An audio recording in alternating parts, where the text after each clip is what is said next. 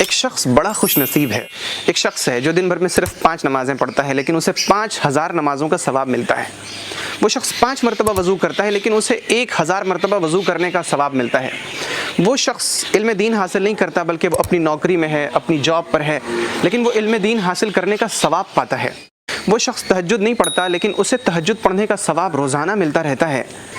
وہ قرآن کی تلاوت بہت زیادہ نہیں کرتا لیکن اسے ہر دن تقریباً 2، 3، 4، 5 مرتبہ قرآن شریف مکمل ختم کرنے کا ثواب ملتا ہے۔ آپ کہیں گے یہ خوش نصیب کون ہے؟ یہ خوش نصیب وہ ہے جس نے اس صدقہ جاریہ میں حصہ لیا، جس نے تازہ فکر اسلامک سینٹر کی تعمیر میں حصہ لیا۔ یہ ان خوش نصیبوں میں سے ہیں جو ہر دن اس طرح کا ثواب پا رہے ہیں۔ آپ جانتے ہیں کیوں؟ اس کی وجہ یہ ہے کہ تازہ فکر اسلامک سینٹر ایک تعلیمی، تعمیری اور رفاہی ادارہ ہے جہاں سے بیواؤں کے لیے وظیفے مقرر ہیں، یتیموں کی کفالت کی جاتی ہے، غریبوں کی مدد کی جاتی ہے۔ یہاں پر بچے اور بچیاں رہ کر دینی اور دنیاوی تعلیم حاصل کرتے ہیں۔ 130 بچیاں اور 126 بچے رہ کر جہاں تعلیم اور تربیت حاصل کر رہے ہوں، آپ ذرا سوچیے کہ وہاں پر کچھ اللہ کی راہ میں دینا کتنا بڑا صدقہ جاریہ ہوگا۔ اس وقت تازہ فکر اسلامک سینٹر میں بچیوں کی ضرورت کے پیش نظر تعمیر کا کام جاری ہے۔ آپ کو پتہ ہے کہ اس وقت ارتداد کی لہر چل رہی ہے۔ بچیوں کو مرتد ہونے سے بچانے کے لیے ہم نے ضرورت محسوس کی کہ ایک ادارہ قائم کیا جائے، کیونکہ ایک بچی کا پڑھنا ایک خاندان کا پڑھنا ہے، جبکہ ایک لڑکے کا پڑھنا صرف ایک لڑکے کا پڑھنا ہے۔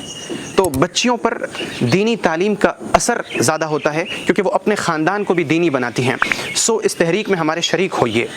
اس تحریک کے لیے 2 باتیں بطور خاص عرض کرنا چاہوں گا۔ پہلی بات یہ کہ ہم نے جو تعمیر کا کام شروع کیا ہے، یقیناً ہمارا بھروسہ صرف اللہ رب العزت کی ذات ہے۔ اگر ہم اس میں تعاون کرتے ہیں، ہم اس میں حصہ لیتے ہیں، یہ ہمارا احسان نہیں بلکہ اس رب کا احسان ہے کہ وہ ہمیں حصہ لینے کی توفیق عطا کر رہا ہے۔ اس صدقہ جاریہ کے کام میں آپ اپنا حصہ بھیجیے۔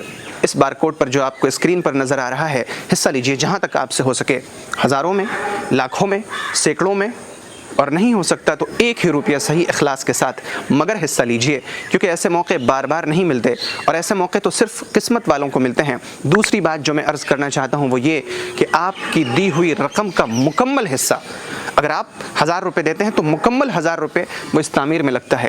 آپ صبح دیتے ہیں، شام تک وہ پیسے خرچ ہوتے ہیں، آپ شام میں دیتے ہیں، صبح تک وہ پیسے لگ چکتے ہیں۔